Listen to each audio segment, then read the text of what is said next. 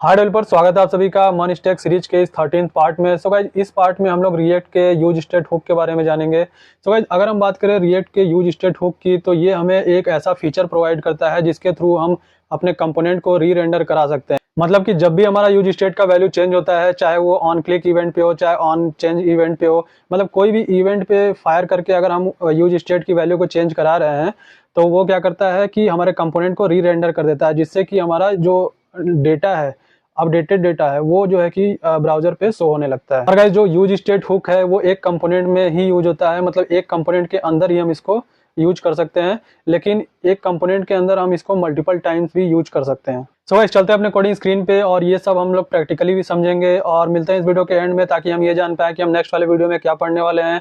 उससे पहले गाइस, अगर आप चैनल पे नए हो तो प्लीज चैनल को सब्सक्राइब कर लो, बेल आइकन दबा लेना, ताकि इस तरीके का अपडेट आपसे मिस ना हो। तो गाइस, यहाँ पे आ चुके हैं अपने कोडिंग स्क्रीन पे और सबसे पहले मैं इस प्रोजेक्ट को रन कर लेता हूँ npm run dev से। इतना करके हम जब एंटर करते हैं तो ये हमें एक लोकल यूआरएल प्रोवाइड करता है। इसको हमें गाइस कॉपी कर लेना है और अपने ब्राउजर पे जा करके पेस्ट कर देना है, ठीक है। अब गाइस, ये जो आप सेटअप देख रहे हो ना, ये जो है ये मेरा पिछले के पिछले वाले वीडियो का है, रिएक्ट प्रॉप्स का, ठीक है। ये मैंने जो आज यूज स्टेट जो मैं आपको पढ़ाने वाला हूँ, इसकी रिकॉर्डिंग मैंने पहले ही कर लिया था, इसलिए आपको ये पुराना वाला सेटअप दिख रहा है।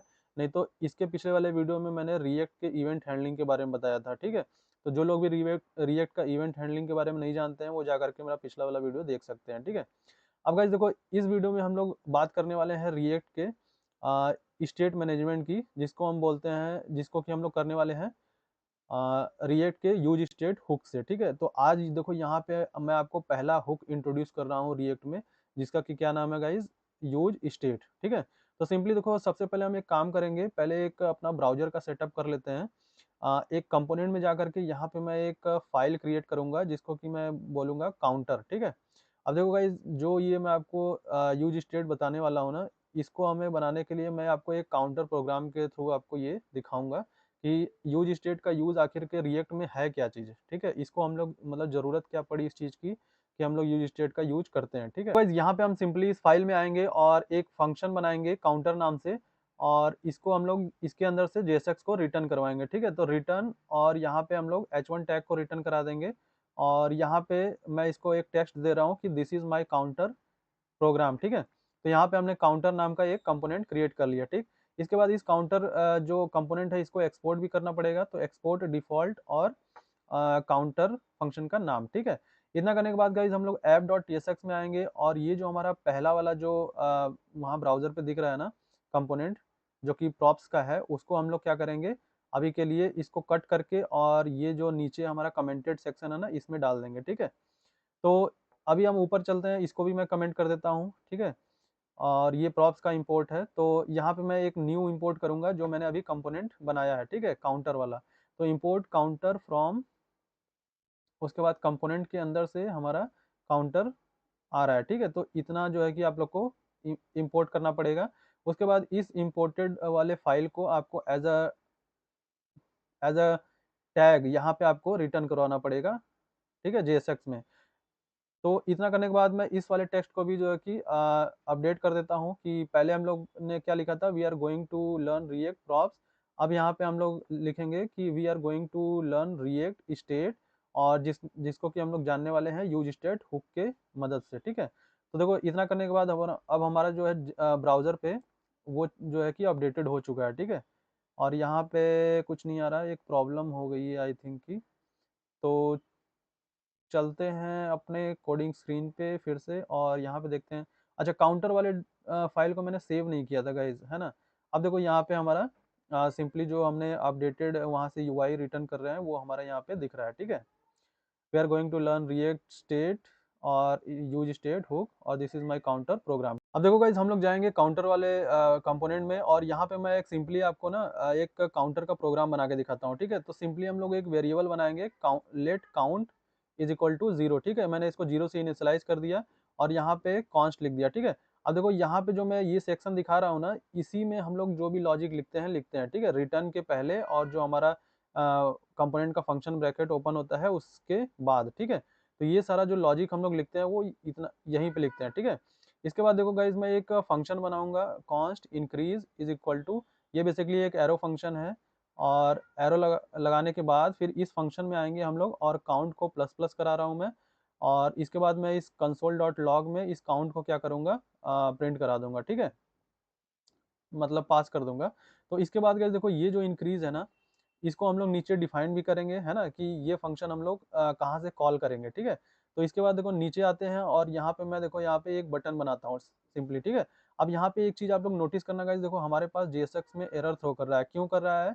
क्योंकि मैंने आपको पहले बताया था ना कि अगर हम लोग एक टैग को रिटर्न कराते हैं, सिर्फ H1 को ही रिटर्न कराते हैं तो हमारे पास एरर नहीं आता, लेकिन अगर हम एक से अधिक टैग को रिटर्न करा रहे हैं JSX में से, तो हमें इस पूरे जो एलिमेंट है उसको क्या करना पड़ेगा, रैप करना पड़ेगा। और किस चीज से रैप करेंगे हम लोग? फ्रेगमेंट से, ठीक है, क्योंकि रिएक्ट ने हमें ये फ्रेगमेंट दिया है रैप करने के लिए, तो हम इसी से रैप कर देंगे, ठीक।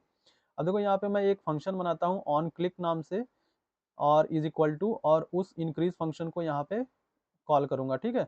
तो जब भी कोई इस इंक्रीज फंक्शन को मतलब क्लिक करेगा, तो वो ऊपर जा करके काउंटर की वैल्यू को प्लस प्लस करेगा, मतलब 1 से इंक्रीज करेगा, और कंसोल डॉट लॉग में हमें वही चीज शो होगा, ठीक है। अब देखो यहाँ पे मैं ना एक और चीज दिखाता हूँ कि जो काउंट की वैल्यू है उसको मैं यहाँ पे एज अ पैराग्राफ यहाँ पे प्रिंट कर देता हूँ, ठीक है। देखो ये जो काउंट है उसको मैंने यहाँ पे JSX में एज एक वेरिएबल यहाँ पे एक्सप्रेशन में दे दिया, मतलब ये जो करली ब्रेसेस होता है उसके अंदर हमने यहाँ पे काउंट को दे दिया, ठीक है, ये डायनेमिकली होता है। तो अब देखो यहाँ पे एक्सपेक्टेड जो रिजल्ट है वो क्या आना चाहिए कि जब भी हम ऑन क्लिक पे क्लिक करेंगे तो ये इंक्रीज नाम का फंक्शन कॉल होगा, और काउंट की वैल्यू को वो 0 से 1 2 3 4 ऐसे इंक्रीज करके, और ये जो पैराग्राफ लिखा हुआ है उसके अंदर जो एक्सप्रेशन है, जो काउंट है, उसमें हमारी वैल्यू को अपडेट होना चाहिए, ठीक है। एक्सपेक्टेड रिजल्ट तो यही होना चाहिए। लेकिन अभी फिलहाल के लिए देखो हम ये करने वाले हैं। इसके बाद देखो हम आउटपुट देखते हैं। ओके सॉरी, बटन का नाम मैंने नहीं दिया है, तो यहाँ पे पहले मैं बटन का नाम देता हूँ इंक्रीज, ठीक है। अब देखो ये हमारा इंक्रीज हो गया। अब हम लोग एक काम करते हैं कि app.tsx में चलते हैं। यहाँ पे मैं ना उस जो सारा हमारा टेक्स्ट आ रहा है उसको मैं सेंटर में लेके जाता हूँ। तो मैं यहाँ पे एक क्लास नेम दे दूंगा टेक्स्ट सेंटर, ठीक है, जो बूटस्ट्रैप का क्लास होता है। देखो अब यहाँ पे हमारा सारा कुछ सेंटर में आ चुका है, और मैं देखो कंसोल ओपन कर लेता हूँ, ठीक है। अब जैसे मैं इंक्रीज पे क्लिक किया, ठीक है, देखो यहाँ पे हमारा कंसोल में तो हमारा जो वैल्यू है वो इंक्रीज हो रहा है काउंट की, ठीक है, देखो 1 हो रहा है। उसके बाद फिर मैं इंक्रीज पे क्लिक करा, 2 हो रहा है, ठीक है। देखो अभी भी काउंट वहाँ पे जो हमने पैराग्राफ में काउंट लिखा हुआ है उसकी वैल्यू इंक्रीज अभी भी नहीं हुई है, ठीक है। मतलब ये है कि लॉग में तो हमारे पास वैल्यू अपडेटेड हो रहा है, लेकिन यूआई पे हमारा वैल्यू अपडेट नहीं हो रहा है, मतलब यूआई रेंडर नहीं हो रहा है दोबारा, है ना। तो देखो 1 2 3 4 5 6 7 हमारा कंसोल में प्रॉपर चल रहा है, लेकिन यूआई पे अपडेट नहीं हो रहा है। तो अब देखो इसी प्रॉब्लम को सॉल्व करने के लिए हम लोग रिएक्ट में यूज स्टेट हुक का यूज करते हैं, ठीक है। तो देखो यहाँ सिंपली हमें यूज स्टेट हुक को क्या करना है, इंपोर्ट कर लेना है, जो कि हम लोग कहाँ से करेंगे, फ्रॉम रिएक्ट से, ठीक है। देखो गाइस सिंटेक्स आप लोग ध्यान से देखना, इंपोर्ट और करली ब्रेसेस के अंदर हम लोग यूज स्टेट को इंपोर्ट कर रहे हैं फ्रॉम रिएक्ट से, ठीक है। अब जो ये रिएक्ट नाम का जो पैकेज है ना, ये हमें जो है कि यूज स्टेट प्रोवाइड करता है, क्योंकि ये रिएक्ट का प्री बिल्ड हुक है, ठीक है, पहले से रिएक्ट ने हमें इसको प्रोवाइड किया है। इसको अब देखो गाइस इस हुक को हमने इंपोर्ट तो कर लिया है, लेकिन इसको कहीं यूज भी करना पड़ेगा, वरना ये एरर थ्रो करेगा जैसे अभी कर रहा है, ठीक है।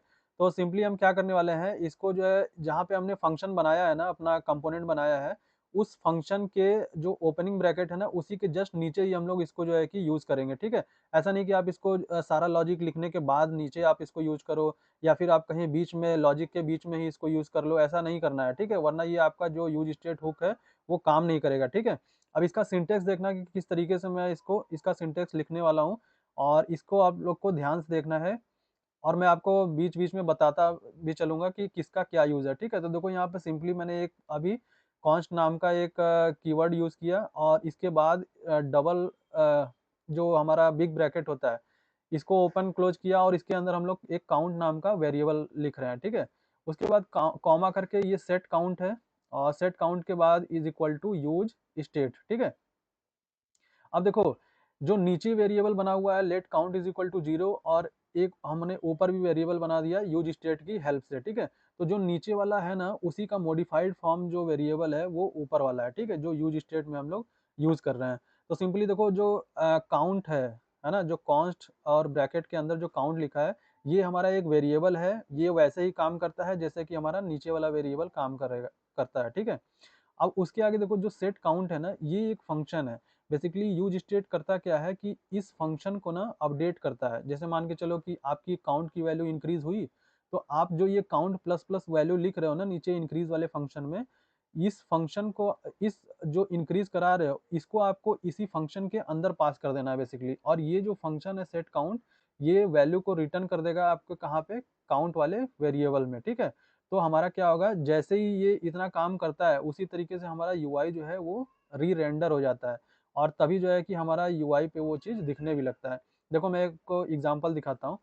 और देखो सिंपली इतना कर दिया, इतना करने के बाद ये जो हमारा जीरो से इनिशियलाइज किया है, और कोई भी वैल्यू जो है गाइज हम लोग यूज स्टेट में कहाँ पे इनिशियलाइज करते हैं, इसी फंक्शन के ये जो हमारा पैरेंथेसिस है ना यूज स्टेट वाला, इसके अंदर करते हैं, ठीक है। तो देखो जैसे जी यहाँ पे इनिशियलाइज मैंने जीरो से किया था, तो मैंने इस यूज स्टेट के अंदर मैंने जीरो दे दिया, ठीक। इतना करने के बाद गाइस देखो ये चीज मैं हटा दे रहा हूँ, और ये जो हमारा सेट काउंट है, इस वाले फंक्शन को हम लोग देखो कैसे यूज करते हैं। सिंपली देखो इंक्रीज वाले में फंक्शन में आए और सेट काउंट लिख करके यहाँ पे काउंट और प्लस वन, ठीक है। अब देखो यहाँ पे काउंट प्लस प्लस लिखो या काउंट प्लस वन लिखो, एक ही बात है, ठीक है। तो सिंपली हम लोग क्या करने वाले हैं, इस काउंट प्लस प्लस वाले को हटा देंगे, ठीक है। अब ये जो सेट काउंट हमने लिखा है ना फंक्शन, उसके अंदर जो काउंट प्लस वन है, तो वो काउंट की वैल्यू देखो जीरो से इनिशियलाइज हुई, यूज स्टेट में आप लोग देख ही रहे हो जीरो हमारे पास पड़ा हुआ है। तो जैसे ही वहां पे जीरो है, तो इसका मतलब ये है कि काउंट की जो वैल्यू है वो अभी हमारे इनिशियल में क्या है, जीरो है, ठीक है।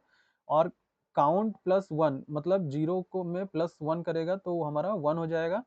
और यही वन जो है कि इसको प्लस करने के बाद यही जो है ये फंक्शन रिटर्न कर देगा फिर से हमारे काउंट नाम के वेरिएबल में, ठीक है। तो जैसे ये रिटर्न करता है उसी तरीके से हमारा यूआई जो है वो अपडेट हो जाता है। तो सिंपली हमारा यूआई पे भी हमारा चेंजेस दिखने लगता है। तो देखो किस तरीके से अभी हम लोग करने वाले हैं। अब देखो इतना करने के बाद बस इतना ही चेंजेस था, यूज स्टेट का जो यूज था इतना ही था। और इसके बाद इतना करने के बाद अब हम क्या करते हैं, ब्राउजर पे चलते हैं और इसको एक बार रिफ्रेश कर लेते हैं, ठीक है। अब देखो इंक्रीज पे जैसे क्लिक किया, देखो कितना गजब का है ना सिस्टम, कि देखो हमारा यूआई भी अपडेट होने लगा, ठीक है। तो सिंपली देखो यूज स्टेट का जो यूज है वो इतना ही है कि वो यूआई को री रेंडर कर देता है, ठीक है। तो अभी देखो जितनी भी बार हम लोग इंक्रीज करने वाले हैं, मतलब क्लिक करेंगे इस बटन पे इंक्रीज वाले, उतनी बार हमारा जो है कि देखो यूआई पे रेंडर हो रहा है, मतलब जो हमारा कंपोनेंट है वो री रेंडर हो रहा है, ठीक है। तो कंसोल डॉट लॉग में देखो पुरानी वैल्यू आ रही थी, मतलब जब हम वहाँ पे वन होना चाहिए था तो वहाँ पे जीरो आ रहा था। तो मैं इसको क्या करता हूँ, अभी इस फंक्शन के बाहर लिख देता हूँ। अब देखना इसके बाद रिफ्रेश करेंगे हम लोग और फिर इससे इंक्रीज करेंगे हम लोग, तो देखो यहाँ पे वन टू थ्री फोर, मतलब अब जो ब्राउजर पे हमें शो हो रहा है वही हमें कंसोल पे भी शो हो रहा है, ठीक है। तो हमारा ये काउंटर का प्रोग्राम जो है कि बन गया, ठीक। तो आई होप कि देखो आपको यूज स्टेट का जो यूज़ है वो पता चल गया होगा, है ना।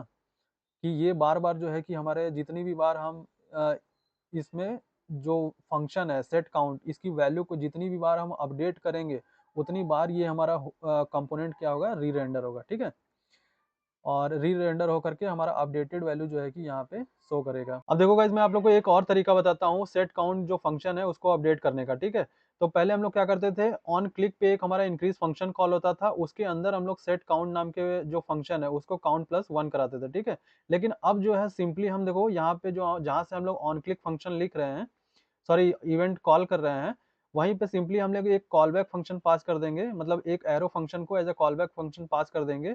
और उसके बाद जो सेट काउंट नाम का फंक्शन है ना उसको डायरेक्टली हम लोग JSX में भी अपडेट करा सकते हैं, ठीक है। ये देखो सेट काउंट नाम का जो फंक्शन है इसको हम लोग JSX में भी डायरेक्टली अपडेट करा सकते हैं। तो यहाँ पे सेट काउंट और काउंट प्लस वन लिख देना है, ठीक है। इतना करने के बाद गाइस देखो ये अब हमारा काम करेगा, ठीक है। जैसे हम ब्राउजर पे आएंगे रिफ्रेश करेंगे और देखो इंक्रीज करने पे ये हमारा वन टू थ्री फोर जो भी हमारा नंबर काउंट हो रहा है, मतलब वन से इंक्रीज करके वहाँ पे शो कर रहा है, और हमारा प्रॉपर जो कंपोनेंट है वो री रेंडर भी हो रहा है, ठीक है। तभी वो हमें ब्राउजर पे शो हो रहा है। तो इतना करने के बाद गाइस देखो इसको हम लोग कॉपी कर लेते हैं और इसको हम लोग दो तीन बार पेस्ट कर देंगे, क्योंकि हमने इंक्रीज वाला तो बना लिया, लेकिन अब हम क्या करने वाले हैं, डिक्रीमेंट का भी एक बनाएंगे। तो यहाँ पे मैं डिक्रीमेंट का बटन बना देता हूँ, और उसके बाद फिर यहाँ पे रीसेट रीसेट का भी एक बटन बना देता हूँ, ठीक है। अब देखो यहाँ पे डिक्रीमेंट वाले में हम लोग काउंट -1 कर देंगे, ठीक है। और उसके बाद क्योंकि यहाँ पे प्लस कर रहे थे इंक्रीमेंट में, और डिक्रीमेंट वाले में काउंट -1 कर देंगे। अब यहाँ पे देखो रीसेट वाले में हम लोग 0 कर देंगे फिर से, कि कोई अगर रीसेट पे क्लिक करेगा तो हमारा 0 हो जाएगा वो, ठीक है, काउंटर की वैल्यू। तो सिंपली देखो इंक्रीज करने पे देखो इंक्रीज हो रहा है, डिक्रीज करने पे डिक्रीज हो रहा है, और रीसेट करने पे 0 हो रहा है, देखो, है ना। इंक्रीज किया, डिक्रीज किया, और फिर रीसेट कर दिया, ठीक है। तो और यहाँ पे देखो हमारा लॉग में भी शो हो रहा है, ठीक। तो इतना करने के बाद गाइस देखो, अब मैं आपको एक चीज ये भी दिखा दे रहा हूँ कि हमारा जो कंपोनेंट है वो री रेंडर हो रहा है कि नहीं, आपको कैसे पता चलेगा, ठीक है। आपको देखो सिंपली ये यहाँ पे कंसोल करा देना है, this is my counter number, ठीक है। और उसके बाद यहाँ पे काउंट की वैल्यू को प्रिंट करा देना है, ठीक। तो अब जब आप जितनी बार भी उस बटन पे क्लिक करते हो ना, जितनी बार भी सेट काउंट फंक्शन हमारा अपडेट होता है, मतलब चाहे वो फिर 0 से 1 हो, 1 से 2 हो, 2 से 3 हो, या फिर वो डिक्रीमेंट हो, मतलब 3 से 2 हो जाए, है ना, या फिर वो रीसेट हो जाए, मतलब जितनी भी बार हम उस बटन पे क्लिक करेंगे तो हमारा सेट काउंट नाम का फंक्शन कॉल होगा, और वो कोई ना कोई वैल्यू को इंक्रीमेंट डिक्रीमेंट मतलब अपडेट करेगा ही करेगा, है ना। और अपडेट करने के साथ ही वो क्या करता है, कंपोनेंट को बार बार री रेंडर करता है, ठीक। तो देखो इतना करने के बाद ये सारा प्रोग्राम हो गया। अब जहाँ से हम लोग ब्राउजर पे जाते हैं, इसको फिर से देखो रिफ्रेश करते हैं और इंक्रीज पे क्लिक करते हैं। तो देखो इंक्रीज पे क्लिक करते ही हमारा क्या हो रहा है, कंसोल में जो हमने लिखा है ना, this is my counter number, और ये देखो इंक्रीज करता जा रहा है, 1 2 3 4 5 6, है ना। तो इसका मतलब ये है कि हमारा बार बार कंपोनेंट जो है वो री रेंडर हो रहा है, तभी जो है कि हमें यूआई पे ये अपडेटेड नंबर जो है कि शो हो रहा है, ठीक। तो यूज स्टेट का काम सिर्फ गाइज इतना ही है कि वो जो भी हमारा उस फंक्शन को अपडेट करेगा, उसके यूज स्टेट के फंक्शन को वो बार बार क्या करेगा, कंपोनेंट को री रेंडर। अब देखो गाइज यहाँ पे मैं आप लोग को एक और चीज बताने वाला हूँ कि ये जो सेट काउंट होता है ना, इसका एक प्रीवियस स्टेट भी होता है, ठीक है। देखो जैसे यहाँ पे prev is equal to sorry arrow लगा करके यहाँ पे प्रीव +1 कर दिया, ठीक है। तो ये जो प्रीव होता है ना, ये हमारा प्रीवियस स्टेट को डिनोट करता है, ठीक है। कई बार ऐसा होता है गाइज ना कि जो हमारा काउंट में डेटा है, जैसे मान के चलो आप 0 कर रहे हो, उसको इंक्रीज कर रहे हो ना, 1 2 3 4, और कल को आपको उस वेरिएबल में काउंट वाले उसमें एरे भी हो सकता है, उसमें ऑब्जेक्ट भी हो सकता है। तो कई बार ऐसा होता है ना गाइस कि वो डेटा जो है मिसमैच हो जाता है, ठीक है। तो उसके लिए हम लोग क्या करते हैं, प्रीवियस स्टेट का यूज करते हैं। मतलब कि जो हमारा प्रीवियस स्टेट में पड़ा हुआ है सेट काउंट में, उसको ले करके उसी में हमें जो है कि उस डेटा को अपडेट करना है, चाहे वो इंक्रीमेंट बाई 1 करो, चाहे कोई एरे का वैल्यू चेंज करो, चाहे कोई ऑब्जेक्ट का वैल्यू चेंज करो। तो ये जो प्रीव है, मतलब प्रीवियस स्टेट है, उसको जो है कि आपको यूज कर लेना है उस केस में, है ना, अगर आपका डेटा वगैरह मिसमैच हो रहा है तो यहाँ पे देखो सिंपली जब भी हम ब्राउजर पे जाएंगे और रिफ्रेश करेंगे, फिर इंक्रीमेंट करेंगे ना, तो सेम वैसे ही आउटपुट आएगा जैसे कि हमारा पहले आ रहा था। बस हो ये रहा है कि पहले हम काउंट जो वेरिएबल था उसको क्या कर रहे थे, डायरेक्ट अपडेट करा रहे थे, मतलब काउंट +1 कर रहे थे। लेकिन यहाँ पे एक प्रीवियस स्टेट है हमारे पास, जो कि हमारा प्रीवियस वैल्यू को होल्ड करके रखता है, ठीक है। अब जैसे आप काउंट की वैल्यू को इंक्रीज करा रहे हो ना, काउंट +1, फिर उसमें +1 ऐड हो रहा है, फिर उसमें +1 ऐड हो रहा है, तो जितना भी ये 0 1 2 3 चल रहा है, वो एक प्रीवियस वैल्यू को होल्ड करके रखता है, ये प्रीवियस स्टेट, ठीक है। अब जैसे काउंट में तो अभी जैसे हमारे पास एक सिंगल नंबर है, कल को हमारे पास काउंट में जो है कि एक एरे हो सकता है, एक ऑब्जेक्ट हो सकता है। जब हम उसको अपडेट कराएंगे तो हम ये पहले चेक करेंगे कि उसके पिछले वाले जो स्टेट है उसमें मतलब कौन सी वैल्यू पड़ी हुई थी, उसी को हम उस नए वाले स्टेट से क्या करेंगे, अपडेट करेंगे, ठीक है। तो सिंपली इसके बाद हम लोग देखो क्या करने वाले हैं कि ये जो प्रीवियस स्टेट है, और इसका देखो सिंटेक्स भी देख लेना आप लोग गाइज। यहाँ पे हम लोग क्या करते हैं कि एक एरो फंक्शन के थ्रू हम लोग एज अ कॉलबैक फंक्शन यहाँ पे पास करते हैं, और उसके बाद जो भी हमारा जो प्रीवियस वैल्यू होता है उसमें से हम उसको इंक्रीज या डिक्रीज करते हैं, या जो भी आपको अपडेशन करना है वो करते हैं, ठीक है। तो यहाँ पे देखो सिंपली हमारे पास सेम वैसे ही हमारा काउंटर काम कर रहा है जैसे कि पहले करता था, ठीक। सो गाइस आई होप कि आपको रिएक्ट का यूज स्टेट हुक समझ में आ गया होगा, और इसके नेक्स्ट वाले वीडियो में हम लोग रिएक्ट के प्रॉप ड्रिलिंग के बारे में पढ़ेंगे, और देखेंगे कि किस तरीके से जो हमारा डेटा है वो one component to another component में हम लोग ड्रिल करते हैं। सो गाइस अगर वीडियो आपको अच्छी लगे तो प्लीज वीडियो को लाइक कर लेना, चैनल पर नए हो तो सब्सक्राइब कर लेना, और बेल आइकन दबा लेना, ताकि इस तरीके का अपडेट आपसे मिस ना हो।